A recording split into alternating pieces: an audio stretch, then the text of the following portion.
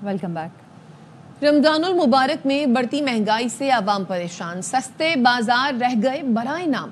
गोश्त के साथ सब्जियों की कीमतें भी आसमान पर हैं। सियालकोट में मुर्गी का गोश्त 750 रुपए किलो में फरोख्त हो रहा है।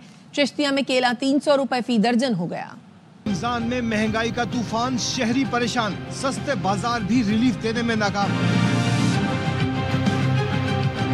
रमजानुल मुबारक का पहला अशरा इख्तिताम के करीब, लेकिन कराची में फलों सब्जियों की कीमतें कम न हो सकी। मार्केटों में मनमानी कीमतों पर सामान फरोख्त हो रहा है। आम आदमी क्या खाएगा? आम आदमी के लिए जिंदगी में रहना क्या है? पाकिस्तान में पाकिस्तान बना अमीरों के लिए, गरीबों के लिए तो कुछ भी नहीं है। फ्रूट पहले 80 रुपए का था, वो अभी 150 रुपए का मिल रहा है। रेट्स हर चीज के बहुत हैं। केले में लेने गई तो कह रहे 250 रुपए दर्जन, और इतने खराब केले में आपको बयान भी नहीं कर सकती। लाहौर में तो मुर्गी के गोश्त ने ऊंची उड़ान लगा दी, गरीब आवाम की पहुंच से दूर हो गया। शहरियों का कहना है मुर्गी का गोश्त 710 से 810 रुपए में फरोख्त किया जा रहा है। चिकन बहुत महंगा हो गया, बहुत ही ज्यादा।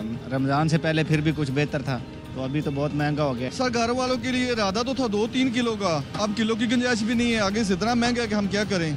बच्चों की इफ्तारी करानी है, कोई मेहमान आ जाता है इफ्तारी के लिए, आगे से ऐसी कोई चीज़ ही नहीं मिलती।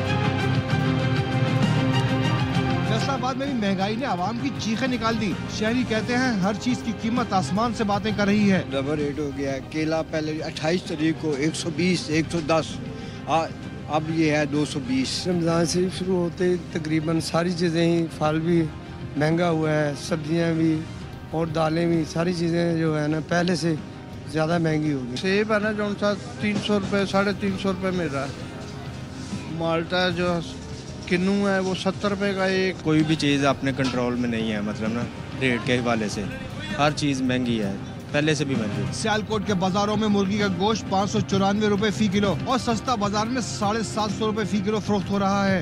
594 रुपये रेट है, लेकिन 750 से 800 और इससे भी अबव हर एक को अलग-अलग रेट दे रहे हैं। चिश्तिया में केला 140 रुपए से बढ़कर 300 रुपए फी दर्जन हो गया। सेब 300 रुपए किलो हो गए। जो केला हम ले रहे थे 100-120 रुपए, आज वही केला 200 रुपए 250 रुपए हो गया है। सेब का 200 रुपए था, आज यही रेडी वाले सेब एक दे रहे हैं 300 350। उस्ता मोहम्मद में भी घी, चीनी, दालें और गोश्त समेत तमाम अशिया खुरोनोश आवाम की पहुँच से दूर है। किसी चीज पे कंट्रोल नहीं है, हर चीज का अपना रेट है। गवर्नमेंट से हमें अपील है कि इस महंगाई पे कंट्रोल करे। दादू में माह मुबारक के दौरान फलों के स्टॉल तो सजे हैं, लेकिन कीमतों में मनमाने इजाफे की वजह से फल खरीदना जेब पर भारी पड़ रहा है। नसीराबाद में सस्ते रमजान बाजार भी महंगाई बांटने लगे। बाजार में 600 रुपए किलो फरोख्त होने वाली मुर्गी 680 रुपए फी किलो तक पहुँच गयी। कराची सेंट्रल जेल के करीब मौजूद हैदराबाद कॉलोनी में रमज़ान की मुनासबत से मज़े के पकवान की तैयारियां तो जारी हैं। वहीं मशहूर कीमे से बनी लुकमी, मीठी पूरी और हैदराबाद दही बड़ों की तैयारी और फरोख्त भी अपनी मिसाल आप है। इशरत खान की रिपोर्ट। अगर आपने अफ्तार के दस्तरखान पर कीमा भरी लुकमी, मीठी पूरी और हैदराबादी दही बड़ों का मजा लेना है तो जनाब रुख कीजिए हैदराबाद कॉलोनी का, जहां खट्टे, मीठे, तीखे और चटखारेदार खाबे अफ्तार के दस्तरखान की जीनत बनने के मुंतजिर हैं। मैं बहुत दूर से आया हूँ, स्पेशली लांडी से इनकी फेमस है अपना मीठी पूरी और नमकीन पूरी जो है, जो इनकी चिकन की और बीफ की बहुत फेमस है। लुकमी और मीठी पूरी सबसे ज़्यादा चलते हैं, और दही बड़े जो है हैदराबादी बकार वाले दही बड़े होते हैं, और पकोड़े वगैरह प्याज के हो गए, मिर्ची के हो गए, आलू के हो गए। हैदराबादी लुकमियाँ होती हैं, मीठी पूरियाँ हैं, चने की दाल के हलवे की बनती हैं, पकौड़े वगैरह हैं, और दम के कबाब हैं। स्पेशलिटी में हमारे हैदराबादी दही बड़े होते हैं बकारे हुए।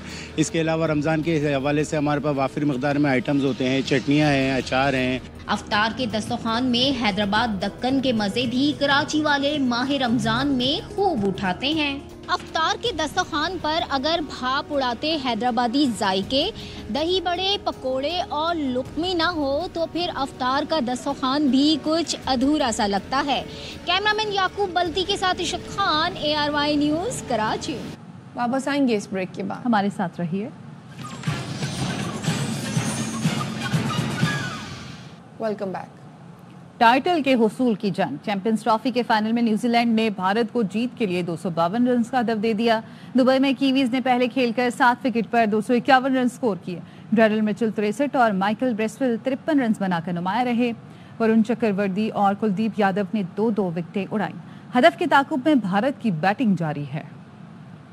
मजीद खबरें भी होंगी, हाजिर होंगे कराची में अज़ान मगरिब के बाद।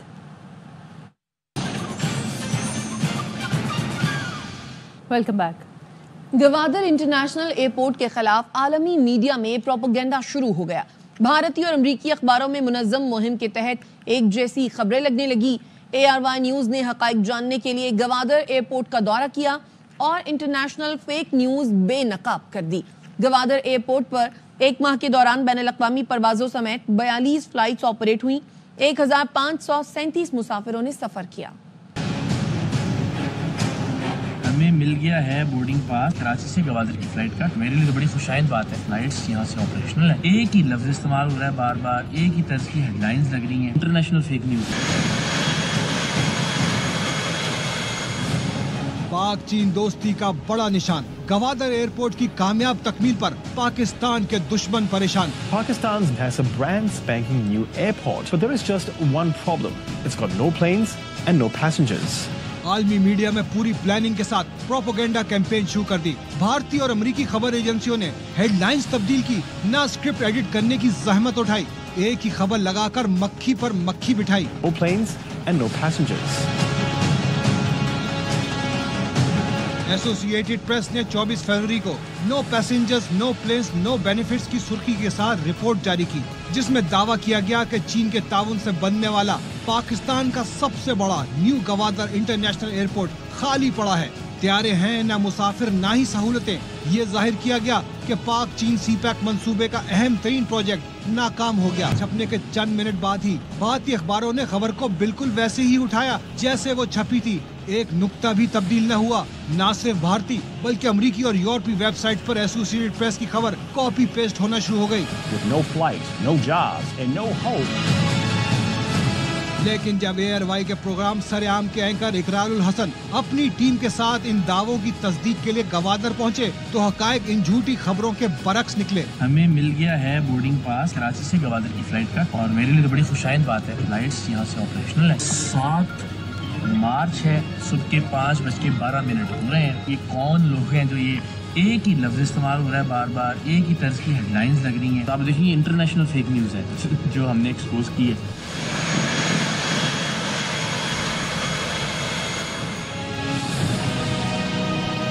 ये बड़ा ही खुशगवार तजुर्बा है। हम यहाँ गवादर इंटरनेशनल एयरपोर्ट पर हैं। बड़ी प्यारी खूबसूरत सी बिल्डिंग। अब यही फ्लाइट जो है यहाँ से मस्कत जाएगी, फिर मस्कत से ज़ाहिर पैसेंजर वक्त। तो एक ही फ्लाइट ने हमें 2 डाउट्स क्लियर कर दिए। एक तो ये कि डोमेस्टिक फ्लाइट्स भी आ रही हैं अल्हम्दुलिल्लाह गवादर, और इंटरनेशनल फ्लाइट्स यहाँ से जा भी रही हैं, और इंटरनेशनल फ्लाइट्स जो है वो लैंड भी कर रही हैं। प्रोपेगेंडा के मुताबिक जिस एयरपोर्ट को वीरान होना चाहिए था, वहाँ सुबह सवेरे ही मुसाफिरों की बड़ी तादाद मौजूद थी। बहुत नीट, बहुत क्लीन, बहुत शानदार। मैं ज़ाहिर ट्रैवल करते रहता हूँ दुनिया भर में, लेकिन ये किसी भी अच्छे एयरपोर्ट से आप इसको कंपेयर कर सकते हैं। और मुझे अभी बताया गया कि ये साउथ एशिया का रकबे के एतबार से सबसे बड़ा एयरपोर्ट है। No flights, no passengers Pakistan लिखकर गवादर एयरपोर्ट के खिलाफ एक नेगेटिव प्रोपेगेंडा किया गया। आप कहाँ के लिए जा रहे हैं?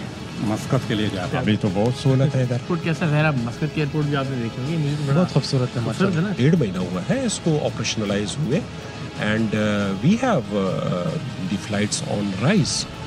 Initially 3 डोमेस्टिक थे और 1 इंटरनेशनल था। ग्रेजुअली अब जो है ना हमारे पास 2 इंटरनेशनल फ्लाइट्स हैं पर वीक। ARY न्यूज़ की टीम ने एयरपोर्ट पर जो सहूलतें देखी, वो अंधे झूठ का पर्दा चाक करने के लिए काफी थी। ये VIP लाउंज है, डोमेस्टिक में ये है, और क्या बात है, जिंदाबाद। वाह। कौन सी एयरलाइंस आ सकती हैं, क्या फैसिलिटीज हम उनको दे सकते हैं? Different airlines have shown their interest. Of course एक ट्रांजिट हब के तौर पे इसको ऑप्ट करना चाहिए। रिफ्यूलिंग की फैसिलिटी का भी बता रहे थे। रिफ्यूलिंग फैसिलिटी बिल्कुल स्टार्ट हो चुकी है recently. MSPSO is giving refuelling facilities.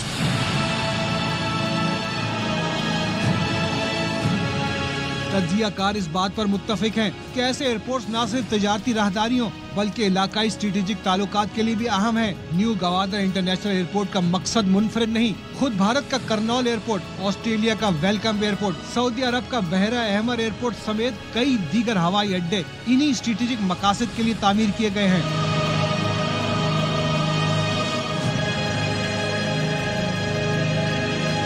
अपनी खबर की तस्दीक के लिए खुद को मोतबर कहलवाने वाले इन आलमी सहाफती इदारों ने गवादर तक आने की जहमत भी नहीं की, या फिर उन्होंने वही खबर छापी जिसकी उन्हें कीमत मिली।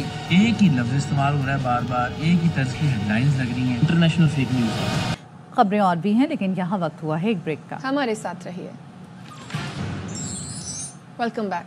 गवर्नर पंजाब सरदार सलीम हैदर खान से साबिक वज़ीर आज़म आज़ाद कश्मीर सरदार तनवीर इलियास की मुलाकात। गवर्नर पंजाब ने कहा तमाम सियासी जमातों को मुल्क की खातिर मिलकर बैठना होगा। एक जमात का सियासी मकासद के लिए इदारों के खिलाफ सोशल मीडिया पर जहर उगलना अफसोसनाक है। इस्लामाबाद में होने वाली मुलाकात में मुल्क की सियासी सूरत हाल और मसला कश्मीर पर गुफ्तगू की गई। पेशावर में सफाई का निज़ाम ठीक नहीं। सीवरेज के नाकिस निज़ाम के बायस बारिश के बाद सड़कें और गलियां सैलाब का मंजर पेश करती हैं। मुतादिद इलाके स्ट्रीट लाइट्स और पीने के पानी से महरूम हैं।